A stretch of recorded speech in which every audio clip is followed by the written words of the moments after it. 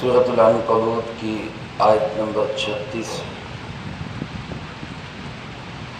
الحمدللہ وکفی وسلام علی عبادہ الذین اصطفی، خصوصاً علی سید الرسل وخاتم الانبیاء وعلی آلہ واصحابہ الاتقیاء۔ اما بعد فاعوذ باللہ من الشیطان الرجیم، بسم اللہ الرحمن الرحیم۔ وإلى مدين أخاهم شعيبا فقال يا قوم اعبدوا الله وارجوا اليوم الآخر ولا تعثوا في الأرض مفسدين، فكذبوه فأخذتهم الرجفة فأصبحوا في دارهم جاثمين۔ وعادا وثمود وقد تبين لكم من مساكنهم وزين لهم الشيطان أعمالهم فصدهم عن السبيل وكانوا مستبصرين۔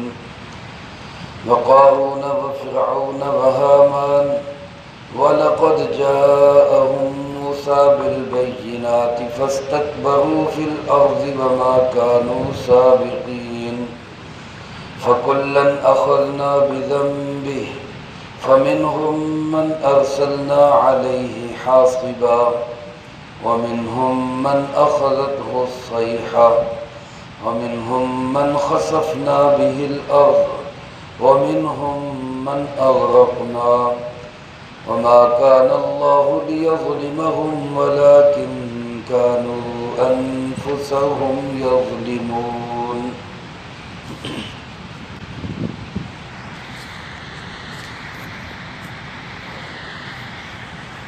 ان آیات مبارکہ میں اللہ رب العالمین نے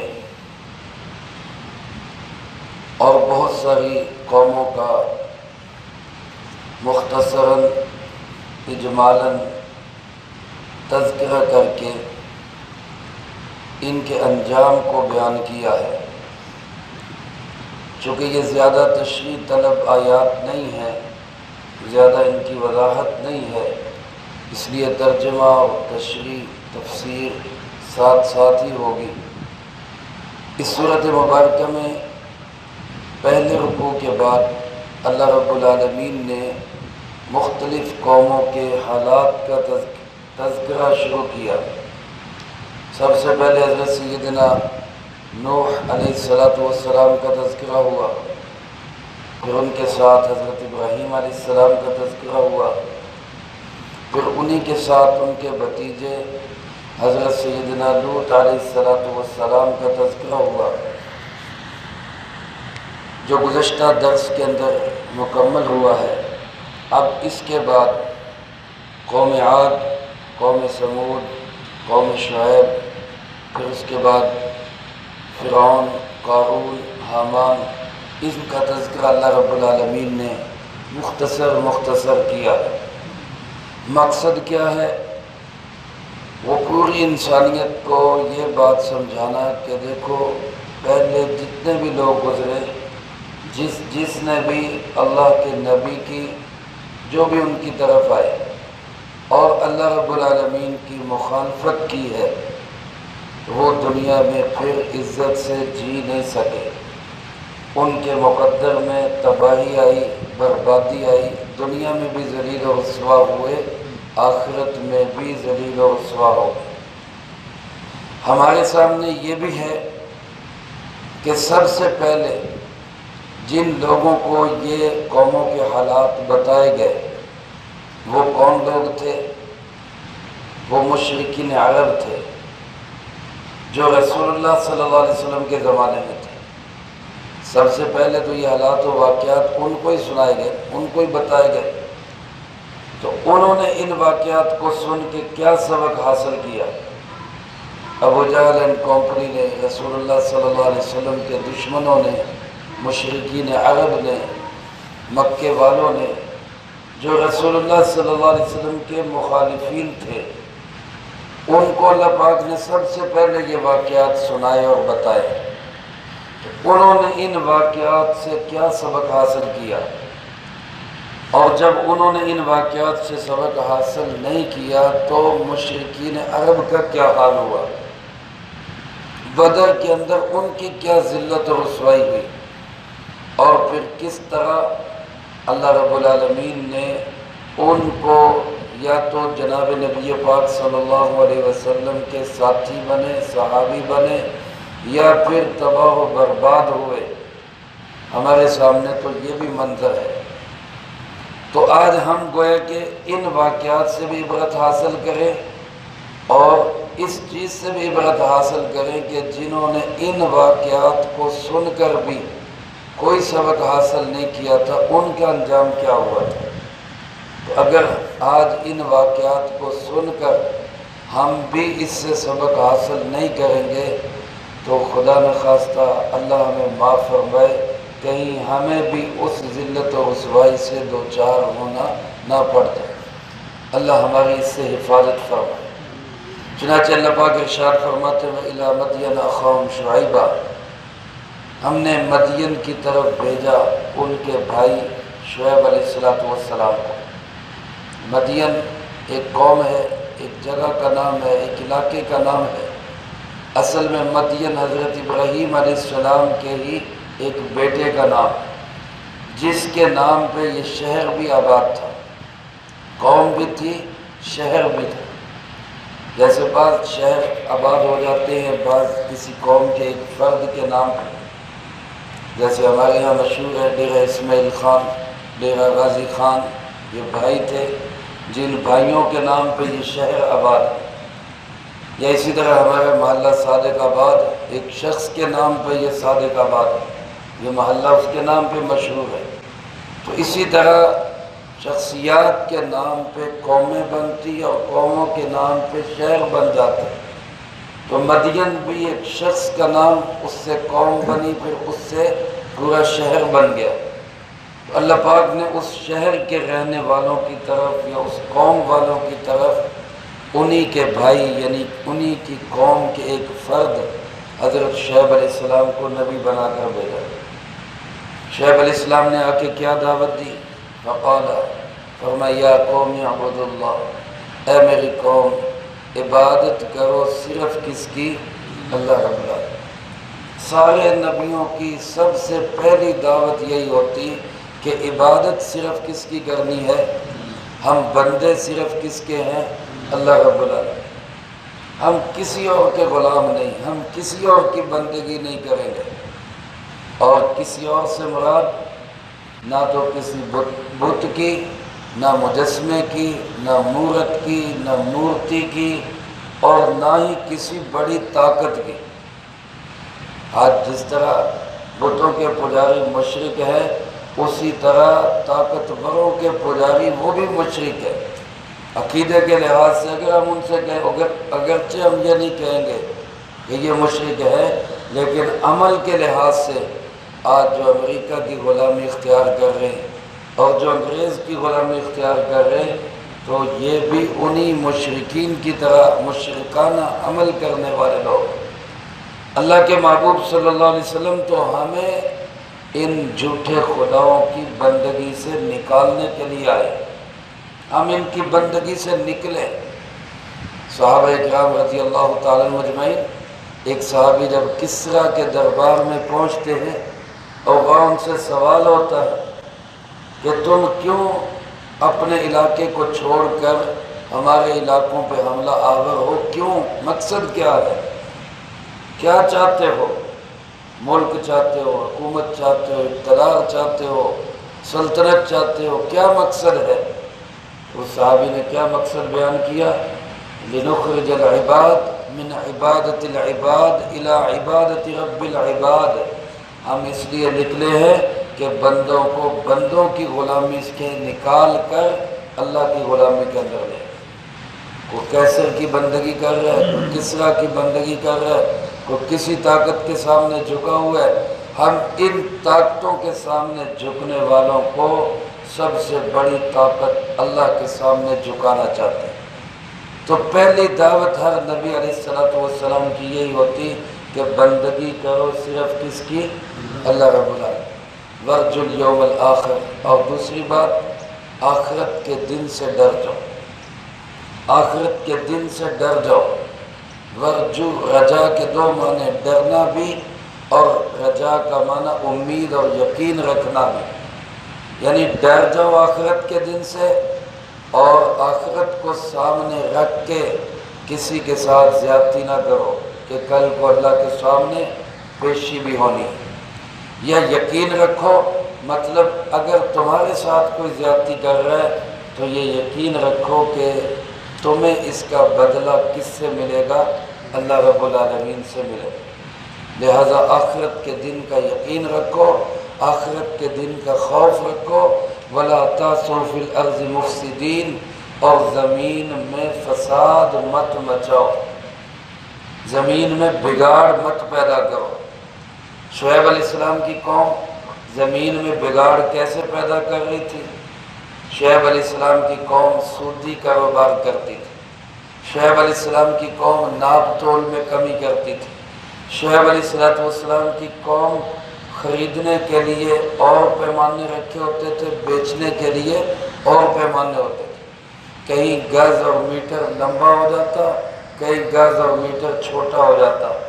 تو یہ فراڈ، یہ دغا بازی، یہ جھوٹ، یہ لوٹ گھسوٹ اور یہ ملاوٹ، یہ معاشی طور پہ جتنی بیماریاں تھیں یہ شعیب علیہ السلام کی قوم میں تھی۔ اسی کو اللہ کے نبی نے فساد کہا، اسی کو دہشت گردی کہا۔ آج جس کو ہم فساد یا دہشت گردی سمجھتے ہیں، اور یاد رکھیں معاشی اعتبار سے لوگوں کے مال کا ہڑپ کر جانا یہ سب سے بڑی دہشت گردی ہے۔ اللہ کے نبی نے کہا مت مچاؤ، فساد مت مچاؤ۔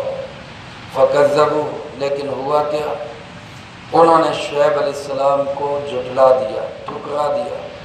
شعیب علیہ السلام کی دعوت کو انہوں نے کوئی توجہ نہ دی، ہم نہیں مانتے تیری بات، بلکہ واضح طور پہ کہا تیری نماز یہی سکھاتی ہے کہ تو ہمیں ہماری تجارت کے کاموں سے روکے، اور کبھی یہ کہتے کہ تو اپنا کام کر، بس نمازیں پڑھ اور تہجدیں پڑھ اور نیک اعمال کر، ہمارے کاموں کے اندر مداخلت نہ کر، ہم جیسے مرضی کمائی کریں، ہمیں حلال طریقے سمجھانے کی ضرورت نہیں ہے۔ جب انہوں نے اللہ کے نبی کی بات کو ٹھکرایا تو اللہ فرماتے پھر کیا ہوا؟ فَأَخَذَتْهُمُ الرَّجْفَةُ، ایک زلزلے نے آ پکڑا انہیں، زمین ہلا دی اللہ نے۔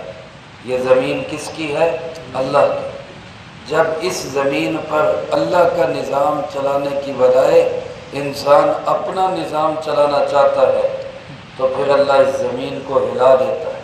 فَأَخَذَتْهُمُ الرَّجْفَةُ فَأَصْبَحُوا فِي دَارِهِمْ جَاثِمِينَ، اللہ فرماتے پھر ان کی صبح یوں ہوئی کہ وہ اپنے گھروں کے اندر منہ کے بل گرے پڑے تھے۔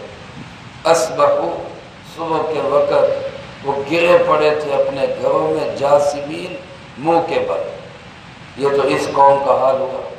آگے فرمایا وعادا، قوم عاد کو دیکھو، وثمودا، قوم سمود کو دیکھو، وقد تبین لکم من مساکنہم، جبکہ ان کے گھر تمہیں خود چیخ چیخ کر بیان کر رہے ہیں۔ عرب کے لوگ، مشرکین عرب، جب وہ مکہ یا مدینہ منورہ سے سفر کرتے اور شام کی طرف جاتے تو ان کے قافلے قوم عاد اور قوم سمود کے کھنڈرات سے گزر کے جاتے، ان کے اجڑے ہوئے مکانوں سے گزر کے جاتے، ان کی ویران بستیوں سے قافلے وہاں سے ہو کے جاتے تھے۔ خود رسول اللہ صلی اللہ علیہ وسلم جب تبوک کے سفر میں گئے، غزوہ تبوک میں، تو آپ کا گزر قوم سمود کی بستیوں پہ ہوا، ہجر کے مقام پہ۔ تو آپ صلی اللہ علیہ وسلم نے وہاں حضرات صحابہ کرام رضی اللہ تعالی مجمعین سے فرمایا کہ یہاں سے اپنے سر جھکا کے گزرو، سواریاں تیز کر کے گزر جاؤ، اس علاقے کا پانی استعمال نہ کرو، کسی نے پانی برتنوں میں لے لیا ہے تو گرا دو، کسی نے اس سے آٹا گوندھ لیا ہے اس آٹے کو بھی جانوروں کو ڈال دو، خود استعمال نہ کرو، کیونکہ یہ وہ جگہ ہے جہاں اللہ کا عذاب اترا تھا۔ تو یہ عبرت کی جگہ ہے۔ آج بدقسمتی سے ایسے اجڑے کھنڈرات کو اور ایسے پرانے آثار قدیمہ کو ہم نے بجائے عبرت حاصل کرنے کے ہم نے ان کو بھی سیر گاہیں اور تفریح گاہیں بنا لی۔ اللہ پاک فرماتے ہیں ان کے مکانات تبینہ، وہ بیان کر رہے ہیں، چیخ چیخ کر بتا رہے ہیں ہمارے ساتھ کیا ہوا۔ کبھی ہم بھی یہاں پہ بھی بڑے بڑے لوگ آباد تھے، آج وہ سب محلات سونے ہو چکے، اجڑ چکے۔ اللہ پاک فرماتے ہیں وَزَيَّنَ لَهُمُ الشَّيْطَانُ أَعْمَالَهُمْ۔ ہوا کیا تھا ان کے ساتھ؟ یہ اپنے زمانے کے متمدن لوگ تھے، تہذیب یافتہ تھے، پڑھے لکھے تھے، سمجھدار تھے۔ ہوا یوں کہ زَيَّنَ لَهُمُ الشَّيْطَانُ أَعْمَالَهُمْ، شیطان نے ان کے کالے کارناموں کو خوبصورت بنا کے دکھایا، ان کے گندے کاموں کو اچھا بنا کے دکھایا کہ تم تو بہت اچھے کام کر رہے ہیں۔ جیسے آج اہل حق اور اہل علم بتلاتے ہیں کہ یہ صحیح ہے اور یہ غلط ہے، لیکن اس کے مقابلے میں میڈیا وہ غلط کاموں کو اچھا بنا کے پیش کر رہا ہے کہ یہ صحیح ہے، گندے کاموں کو، غلط کاموں کو، بے حیائی کے کاموں کو، فواحش اور منکرات کو وہ خوبصورت بنا کے دکھا رہا ہے کہ نہیں یہ اصل ہے۔ رمضان المبارک کی بابرکت گھڑیوں میں بھی آپ رمضان ٹرانسمیشن دیکھیں جس چینل پہ بھی، اللہ ماشاء اللہ ان پر آپ کو بے حیائی اور فواحش اور منکرات ہی نظر آئیں۔ تو ان گندے کاموں کو بھی شیطان کیا کر رہے ہیں؟ سجا اور سنوار کے اچھا بنا کے دکھا رہے ہیں کہ کرنے کے کام تو یہ ہے۔ غلط کام، بدعات اور غیر شرعی رسومات کو آج شیطان نے اتنا اچھا بنا دیا کہ صحیح کام کرنا مشکل ہو گیا اور غلط کام کرنا آسان ہو گیا۔ تو فرمایا زین لهم الشیطان اعمالهم فصدهم عن السبیل، اور شیطان نے ان کو سیدھے راستے سے روک دیا، شیطان نے ان کو سیدھے راستے سے روک دیا۔ حالانکہ اللہ فرماتے ہیں وَكَانُوا مُسْتَبْصِرِينَ، یہ کوئی بے وقوف نہیں تھے، احمق نہیں تھے، یہ کوئی ایسے لوگ نہیں تھے کہ ان کے اندر عقل نہیں، بلکہ اللہ فرماتے ہیں بڑے ہوشیار لوگ تھے۔ کانوا مستبصرین، بڑے ہوشیار لوگ تھے، لیکن ان کی ہوشیاری کیا تھی؟ یعلمون ظاہرا من الحیات الدنیا وهم عن الآخرۃ هم غافلون۔ دنیا کی زندگی کے اندر تو بڑے ہوشیار، بڑے دانا، بڑے زیرک اور بڑے الفاظ کے گھوڑے دندے استعمال کرنے والے اور جوڑ توڑ کر کے اپنی دولت کو بڑھانے والے، لیکن آخرت کے معاملے میں عن الآخرۃ هم غافلون، آخرت کے بارے میں بالکل غافل لوگ تھے، بالکل غافل۔ اس کے بعد اللہ فرماتے ہیں وقارون وفرعون وحامان، قارون کو دیکھو، فرعون کو دیکھو، حامان کو دیکھو۔ قارون کا تذکرہ پچھلی صورت میں گزر گیا، فرعون کا تذکرہ بھی صورت قصص میں تفصیل سے گزرا، حامان اسی کے وزیر اعظم کا نام۔ یہ سب بھی اپنے اپنے وقت کے شخصیات تھے، اپنے اپنے وقت کے بڑے لوگ سمجھے جاتے تھے، لیکن اللہ فرماتے ہیں وَلَقَدْ جَاءَهُم مُوسَىٰ بِالْبَيِّنَاتِ، موسیٰ علیہ السلام ان کے پاس واضح نشانیاں، واضح دلائل لے کر آئے۔ بینہ اس نشانی اور دلیل کو کہتے ہیں جو بالکل کلیئر اور کھلی ہو، جس کا انکار ممکن نہ ہو۔ جیسے آج اگر کوئی شخص کہے 2 جمع 2 کتنے ہیں، تو کوئی شخص انکار نہیں کر سکتا کہ 2 جمع 2 4 ہے، اس پہ کسی دلیل کی ضرورت نہیں۔ دوپہر کے وقت کوئی شخص پوچھے بھی رات ہے کہ دن ہے، اور دوسرا کہے کہ دن ہے، تو دلیل دینے کی ضرورت نہیں پڑتی، سورج کی روشنی خود دلیل ہوتی کہ یہ دن ہے۔ اس کو بینہ کہا جاتا ہے، واضح روشنی، واضح دلیل۔ موسیٰ علیہ السلام یہ دلائل لے کر آئے۔ اللہ فرماتے ہیں فَاسْتَكْبَرُوا فِي الْأَرْضِ، اس کے مقابلے میں انہوں نے زمین میں تکبر کیا۔ فرعون نے تکبر کیا، حامان نے تکبر کیا، قارون نے تکبر کیا، لیکن اللہ فرماتے وَمَا كَانُوا سَابِقِينَ، یہ ہم سے جیتنے والے تو نہیں تھے، یہ ہم سے جیتنے والے تو نہیں تھے، یہ جتنا مرضی طاقتور بن جائے، آج کی دنیا جتنی مرضی بڑی سپر پاور بن جائے، اللہ سے جیت نہیں سکتی، اللہ سے مقابلہ نہیں کر سکتی۔ اللہ سے کیا مقابلہ کرنا؟ یہ تو ایک نظر نہ آنے والا وائرس جو عام آنکھ سے دیکھا بھی نہیں جا سکتا، اس کا مقابلہ آج کی دنیا سے نہیں ہوگا۔ اس کے سامنے لاک ڈاؤن کیے بیٹھے، اس کے سامنے ساری دنیا بند ہوئی پڑی ہے، اللہ سے کیا مقابلہ کریں؟ اللہ فرماتے وما کانوا سابقین، یہ ہم سے جیت نہیں سکتے تھے۔ اب ان سب کا حال کیا ہوا؟ اللہ پاک نے بیان کیا۔ اللہ فرماتے فَكُلًّا أَخَذْنَا بِذَنبِهِ، ان سب کو ہم نے پکڑا ان کے گناہ کی وجہ سے۔ اخذنا، ہم نے ان کو پکڑا، ہم نے ان کو گرفتار کیا، بِذَنبِهِ، ان کے گناہوں کی وجہ سے۔ فَمِنْهُمْ مَنْ أَرْسَلْنَا عَلَيْهِ حَاصِبًا، ان میں سے کچھ وہ ہے جن پہ ہم نے پتھروں کی بارش برسائی، کچھ وہ ہیں جن پہ ہم نے پتھروں کی بارش برسائی۔ علماء نے لکھا ہے یہ پتھروں کی بارش قوم لوط پہ بھی آئی ہے اور قوم عاد پہ بھی آئی ہے، پتھروں کی بارش۔ اور دوسرا فرمایا وَمِنْهُمْ مَنْ أَخَذَتْهُ الصَّيْحَةُ، کچھ وہ ہیں جن کو ایک چیخ نے آ پکڑا، ایک چنگاڑ نے آ پکڑا۔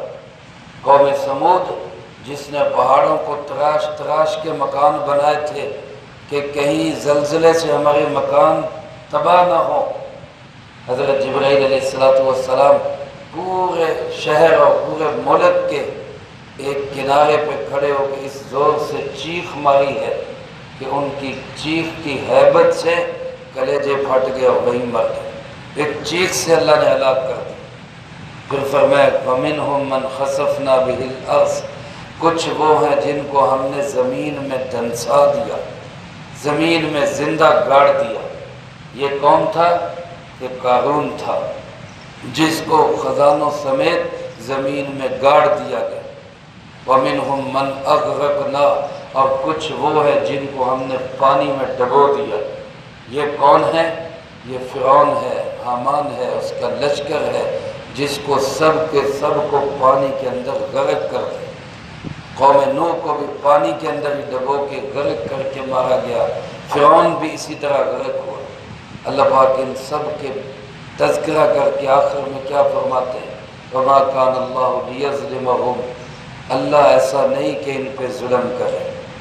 سن کے کسی کے دل میں یہ نہ آئے کہ بڑی زیادتی ہو گئی ان قوموں کے ساتھ، بڑا ظلم ہو گیا، فرمایا تیرا رب کسی کے ساتھ ظلم کرنے والا نہیں ہے، اللہ ایسا نہیں کہ وہ ان پہ ظلم کرے۔ وَلَكِنْ كَانُوا أَنفُسَهُمْ يَظْلِمُونَ، لیکن یہ بے ایمان خود اپنے آپ پہ ظلم کر رہے، انہوں نے اپنے آپ پہ ظلم کیا۔ آج اگر کوئی شخص اللہ کی بات نہیں مانتا، آج اگر کوئی شخص جناب محمد کریم صلی اللہ علیہ وسلم کی بات نہیں مانتا تو وہ بے ایمان خود پہ خود ظلم کر رہا ہے، وہ خود اپنی جان پہ ظلم کر رہا ہے۔ آج قرآن ہمارے سامنے ہے، احادیث کی شکل میں جناب محمد کریم صلی اللہ علیہ وسلم کی ساری زندگی ہمارے سامنے ہے، سنت ہمارے سامنے ہے، صحابہ کا طرز عمل ہمارے سامنے ہے۔ اس کے مطابق ہم زندگی گزارنے کی بجائے انگریز، یہود و نصارہ ان کی بود و باش کو اپنائیں تو ہم سے بڑا ظالم پھر کون ہوگا؟ خود ہم اپنے آپ پہ ظلم کر رہے ہیں۔ اس لیے آج اگر ہم بچے ہوئے ہیں تو یہ رسول اللہ صلی اللہ علیہ وسلم کی دعاؤں کا صدقہ، اللہ ہماری حفاظت فرمائے۔ اب بھی وقت ہے ان یہود و نصارہ کو، رسول اللہ صلی اللہ علیہ وسلم کے دشمنوں کو چھوڑ کر ہم اللہ اس کے رسول صلی اللہ علیہ وسلم کے ساتھ دوستی لگائیں، ان کے پیچھے پیچھے چلیں۔ اسی میں ہماری دنیا کی عزت ہے، اسی میں ہماری آخرت کی بھلائی۔ اللہ مجھے آپ کو سب کو ان واقعات سے عبرت حاصل کرنے کی توفیق نصیب فرمائے، جو کہا سنا اس کو زندگی میں لا کے دوسروں تک پہنچانے کی توفیق عطا فرمائے۔ اللہم انت السلام و منک السلام تبارك ربنا وتعالى يا ذا الجلال والإكرام. اللهم أعنا على